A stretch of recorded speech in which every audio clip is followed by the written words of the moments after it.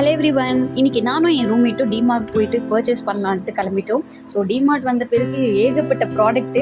நாங்கள் என்னவோ வாங்க போனது 4 ப்ராடக்ட்டுக்காக தான், ஆனால் பல ப்ராடக்ட் வாங்கிட்டு வந்துட்டோம். வீக் டேஸ் போனால் கூட்டம் இருக்காதுன்னு நினச்சி தான் போனோம், ஆனால் டிமார்ட்டுக்கு அது அப்ளிகபிள் இல்லை போல். இந்த வீடியோவில் என்னென்ன ப்ராடக்ட் வாங்கணும்னு சொல்லிட்டு அன்பாக்ஸ் பண்ணுறேன். இந்த வீடியோ நீங்கள் பார்த்துட்ருக்கீங்கன்னா லைக், சப்ஸ்கிரைப் அண்ட் ஃபாலோ பண்ணிக்கோங்க. வாங்க வீடியோக்குள்ளே போகலாம்.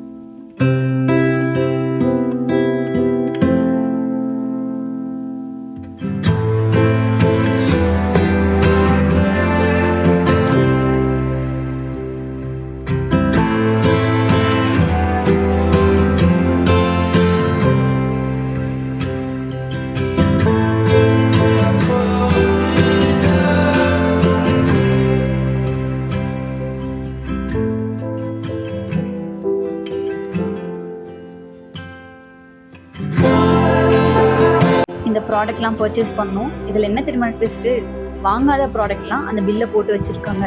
அந்த பில்லை செக் பண்ணும்போது தான் தெரிஞ்சுது இந்த ப்ராடக்ட்லாம் நாங்கள் வாங்கவே இல்லையே அப்படின்னு சொல்லிட்டு. இப்போ நாளைக்கு போயிட்டு டிமார்ட்டில் போயிட்டு விசாரிக்கணும், என்ன பண்ணுவாங்கன்னு தெரியல. நீங்களும் இந்த மாதிரி எக்ஸ்பீரியன்ஸ் பண்ணியிருந்தீங்கன்னா கமெண்ட் பண்ணுங்கள். இந்த சேனலுக்கு உங்கள் support must required. So support பண்ணுங்கள், லைக் பண்ணுங்கள், ஃபாலோ பண்ணுங்கள்.